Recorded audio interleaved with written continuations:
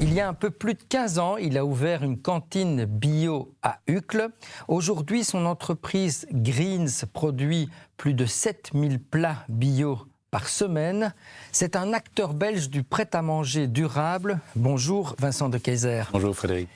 Alors, votre entreprise s'appelle Greens. Elle s'écrit avec Green, évidemment, avec un Z au bout. Donc, on a les deux dernières lettres NZ et c'est un clin d'œil NZ à la Nouvelle-Zélande. Expliquez-nous pourquoi. Effectivement, c'est le pays qui nous a inspiré, moi et mon épouse, en 2007, lors d'un long voyage où on a travaillé et pratiqué la récolte de fruits, etc., dans les cultures. Et c'est là que le déclic s'est fait. Aussi beau et naturel que le pays était, on y voyait de l'épandage de pesticides et aussi l'impact que la récolte de fruits avait même sur nos mains. Et donc on s'est forcément douté que sur la santé et l'alimentation, ça avait forcément un impact. Et on a eu envie de changer le monde en mangeant. Et donc, à l'époque, vous étiez encore étudiant, jeune diplômé, ou quoi? Vous revenez, vous dites, on va faire un business dans le bio, c'est ça? C'est ça, ouais, on venait d'être diplômé, on est parti là-bas 1 an, juste pour découvrir le pays, voyager, apprendre la langue, etc., avant de se lancer dans le monde professionnel. Et puis, finalement, on est rentré, on n'a jamais été salarié, on s'est directement lancé après une formation et autres, et avoir travaillé sur les aspects financiers du projet et pour envisager une bonne continuité, on a lancé notre entreprise 1 an plus tard après notre retour. Donc voilà, on est en 2009, vous créez ce bar cantine bio à Uccle. C'est un tout petit commerce, mais comment naît ensuite l'idée d'une aventure entrepreneuriale? Comment on passe ce cap d'un business à plus grande échelle? Ça s'est fait de manière assez organique en fait. Donc on a testé, on a lancé quelque chose qui nous parlait et où on savait qu'on faisait du bien à la planète et à nos consommateurs. Et puis de fil en aiguille, on a eu des retours. C'était un peu notre labo en fait où on a commencé à expérimenter. Des boissons, c'était bar à jus de fruits et légumes. Et puis ensuite aussi un petit peu d'alimentation. Puis on a commencé à aussi essayer de travailler les déchets et autres de nos produits, que ce soit jus ou alimentaires, pour en faire des desserts, comme le jus de cuisson des pois chiches à l'époque, etc. Et puis de fil en aiguille, on a constitué une gamme de produits. Et il s'est avéré qu'un premier magasin bio est venu nous frapper à notre porte à l'époque et nous a suggéré de vendre nos produits dans ses étalages. Et puis c'est comme ça que ça a commencé à se développer. Et au lieu de développer des enseignes, parce que la gestion Horeca n'était pas forcément le fil conducteur de base. On s'est juste dit, on veut développer une alimentation durable pour tous.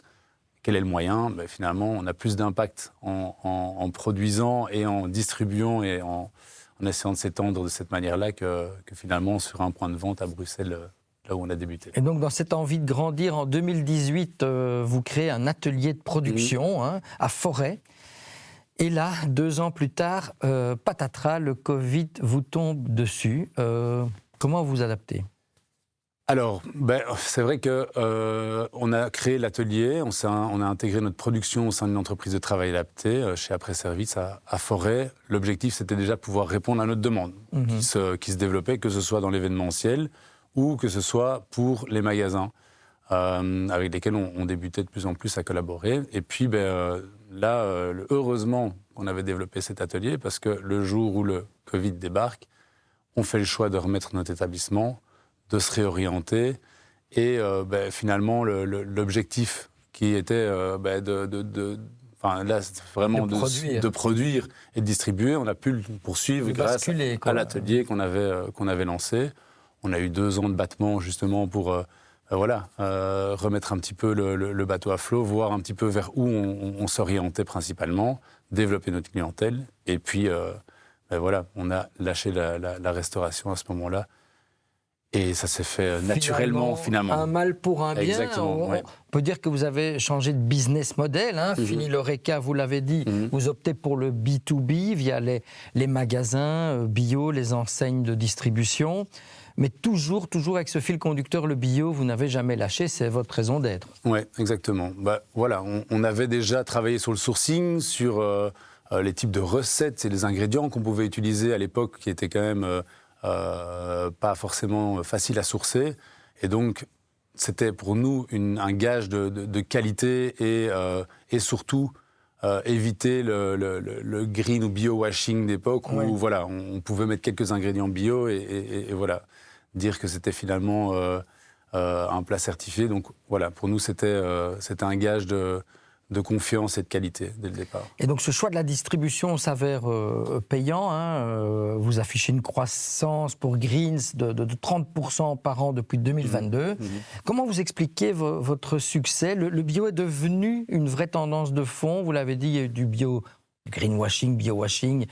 Donc maintenant, vous sentez vraiment un basculement dans le comportement du consommateur qui explique que ça marche pour vous ? Oui, déjà à l'époque, le consommateur n'allait pas dans un magasin bio, qui reste quand même notre clientèle principale, pour acheter des plats préparés. Oui. Donc on y allait plutôt pour acheter un produit brut qu'on allait transformer. Exactement. Okay.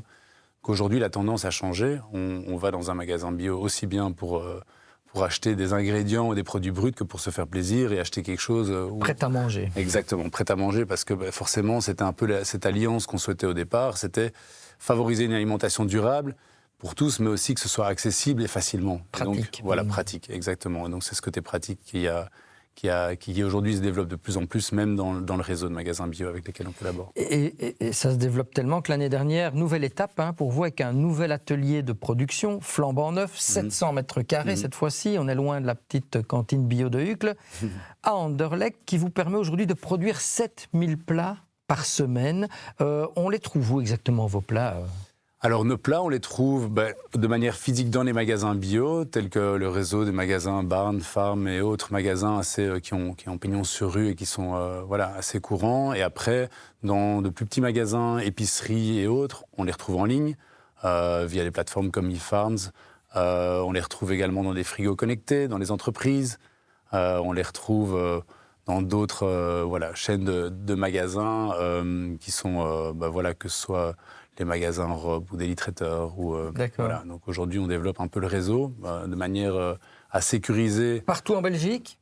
Partout en Belgique, oui. Aussi bien en Flandre qu'à Wallonie, qu'à Bruxelles. Là, via un réseau de distributeurs, effectivement, on est au nord aussi bien qu'au sud du pays. Effectivement. Et l'idée de dépasser les frontières, c'est envisageable ou pas ? Alors, oui, en tout cas, tant qu'on reste dans un périmètre où on maîtrise encore une fois la logistique et chaîne d'approvisionnement. Donc ici, le nord de la France, ça nous permettra de tester un peu notre produit sur un autre marché. Ouais. On n'exclut pas éventuellement la Hollande non plus. Pour l'instant, c'était déjà faire un test sur le marché, que ce soit au nord ou au sud du pays, en Belgique. Et maintenant, je pense qu'il y a moyen de passer les frontières et que ça reste quand même encore relativement localisé. Alors, vous flirtez avec les 1,5 million de chiffre d'affaires. Est-ce que Greens peut encore grandir ? Est-ce que Greens veut encore grandir ? Greens se doit de grandir encore, parce que aujourd'hui, avec les investissements qu'on a consentis et le développement nécessaire à l'activité, le développement, les besoins financiers de l'activité, on est obligé, malgré tout, pour maintenir les équipes, pour aussi maintenir notre qualité, on doit encore grandir pour une certaine économie d'échelle, améliorer notre marge. Maintenant, pour moi, le travail de croissance ne se fait pas sur la croissance à tout prix, mais plutôt une croissance cohérente avec nos moyens et aussi avec l'envie de poursuivre une aventure qui, pour moi, reste humaine. Ça veut dire avec des collaborations ou des collaborateurs et des partenariats qui, pour moi, continuent à faire sens et une certaine maîtrise. Et la croissance, c'est une chose, mais la marge, c'en est une autre. Et donc aujourd'hui, dans le secteur dans lequel on est, plus avec les différentes crises et autres guerres, il faut rester clairement résilient et faire en sorte que le business se préserve, non pas juste sur la croissance, mais plutôt économiquement sur la marge et la subsistance actuelle. Ça veut dire que vous voulez délibérément limiter un jour cette croissance, de rester entre guillemets artisanal et de ne jamais basculer dans l'industriel, dans la mesure où ça pourrait télescoper les valeurs bio. Les valeurs bio, ou en tout cas, oui, et mes valeurs intrinsèques. C'est vrai que pour moi, l'industriel ne m'a jamais parlé. D'ailleurs, on essaie de créer une alimentation, une alternative à l'alimentation industrialisée. Ouais. Et donc pour moi, pour la maîtrise du produit, de la qualité, pouvoir encore être relativement flexible, à l'écoute de nos clients et réactif, pour moi, ça passe par justement encore une maîtrise et une certaine taille d'entreprise. Donc oui, pour moi, la qualité et les relations humaines qu'on a développées depuis toutes ces dernières années avec des clients qui sont plus des partenaires que des partenaires commerciaux, pour moi, ça reste à une certaine dimension, à une certaine échelle. Ouais.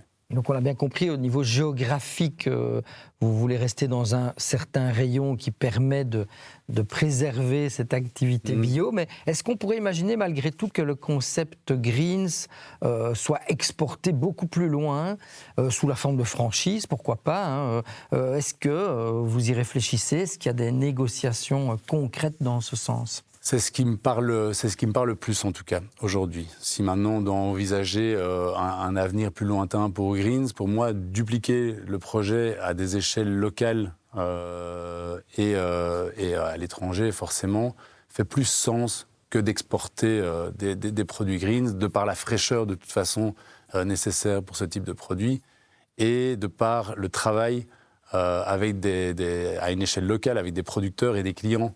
Et pour essayer de, à chaque fois, relocaliser l'alimentation plutôt que de chercher à l'exporter.